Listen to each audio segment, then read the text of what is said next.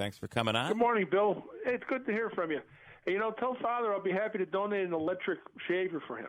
Yeah. And, the new electric shavers work pretty well in the shower. You can literally bring them right in. Well, they're battery operated. Yeah, don't plug them in. Yeah, don't plug them in. No, don't plug them in. I stick with a Schick injector. Okay. All right. That'll get you. All right. So let's talk about the deadliest days of summer and the fact that they are now upon us. Is that the case? It is, Bill. And what's really sad is over the past 5 years, almost 3,500 people have been killed in crashes involving teen drivers between Memorial Day and Labor Day. That's why we call it the 100 deadliest days of the year. Yeah, they're inexperienced drivers. I've got a couple of them myself. They're inexperienced, and you worry about those critical moments, right? Those something happens, a tire blows out, somebody pulls out in front of them. These are things or just kids being kids. Right, fooling around in the car, yeah. Sure, and let's face it, they have a lot of things that distract them. Their friends, obviously their social media presence, their phones are in their, kind of attached to their bodies almost. And these things, music, all the things that we did when we were kids, then just add to that all of the electronic stuff that kids have today. We didn't have all the electronic stuff when we were kids. Right. The biggest distractions for us were loud music and our friends in the car. Today, you've got loud music, your friends in the car, and all the electronic stuff that we deal with every day. Right.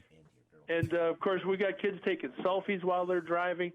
And all that stuff didn't exist years ago. Yep. And I know I probably sound like an old guy, and maybe because I am, but putting that aside, these things did not exist years ago. So in cars today, of course, think about this. A lot of cars back in the day had manual transmissions.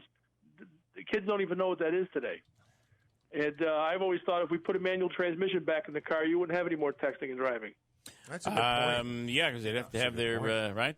But we'd find a way. Trust me, we'd sure, find they a had way. Father O'Brien's Model T. They'd have to use both hands just to work the controls and steer the car. Yeah. That's right. And both feet to run the pedals. That's right. When I drove a Model T, it's a pretty involved process. No texting in Model T. No, not absolutely not. Absolutely not. So really, what we want to do is talk just a few minutes about this is a big problem. And one of the things that I think is most important for parents and guardians to hear this morning is that we looked at data. The study from the National Institutes of Health confirmed that parental involvement and restrictions on what kids do in cars actually significantly reduce the risky driving behavior during the first 12 to 18 months that someone's behind the wheel. These are the critical times. Yep. Well, and what we ask people to do is, in their families, you can create an agreement, almost a contract, of what you will do and won't do in a car. And if you think about it, most kids, when they get their driver's license, they have that feeling that they're adults now. And it's obviously a very adult thing to be able to drive. And, of course, they want to be treated like an adult. Mm-hmm. Well, we all know that adults enter into contracts all the time. And, of course, one of the rules of being an adult is you're going to abide by a contract you sign. So I think it's a very adult thing to bring a contractual type of obligation to a young driver. And it's very easy to get one of these things because you can go on AAA's website and basically download one. Okay. And you can customize these things the way you'd like to do it. And parents make commitment as well. In other words, parents make a commitment that they will help with instruction. They'll make sure the car is in good working order. That they'll pay for driving training materials if the kid desires it. Mm-hmm. That they'll be a good coach. They'll make observations. Many of us are not professional driving instructors. So it's difficult for us to get in the car and teach someone how to drive. Right. But what you can do is get in the car and say, okay, you've had a couple of lessons, professional lessons, let's do some driving. And you make observations, but you don't do it like, you don't, obviously treat your kid like they're a dummy. Right. You say, listen, these are some things that I notice you're doing. For example, you're not looking in your mirrors enough. You're not using a turn signal. Things of that nature that you can help coach and lead. And, of course, most importantly for parents is to lead by example.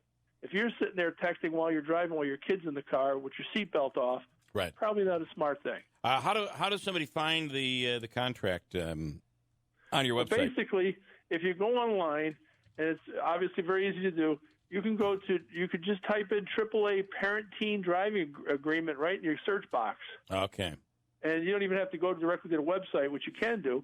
But if you just type in AAA AAA parent-teen driving agreement, you will find that agreement and several others. And I recommend you kind of open them up and take a look at them. Yep. And, of course, if you like what you see, just download one. One of the other things that's in the contract is what happens when you don't abide by it. And you literally can you speeding, parking tickets, careless driving, reckless driving, and you can put days of suspension from the car from driving privileges. So you literally can make it's a very simple document, but it really works like a good contract.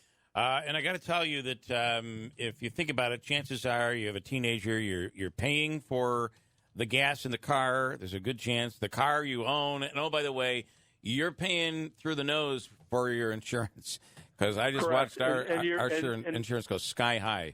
Correct. And that's one of the reasons why you also want to have your kids, once they have their 5-hour course and they have their license, make sure they take a driver improvement class. Yep.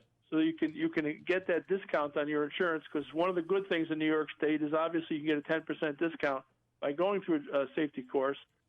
And of course, Bill, one of the other things that I want to also mention is that, you know, we talked about, you know, setting a good example, but obviously it takes a lot of time and training for someone to become a good driver. They got to get a lot of seat time, and parents really have to commit to getting in the car.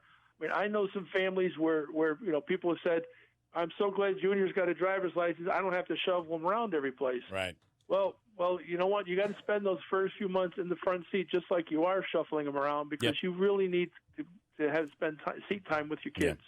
Yeah. Good stuff. Good advice, Ed Welch from AAA. We really appreciate it. Thanks so much. Thanks, Bill. I appreciate the opportunity to be on today. Good luck to Father. All right. Have a great day. Have a good day, Bye. Ed.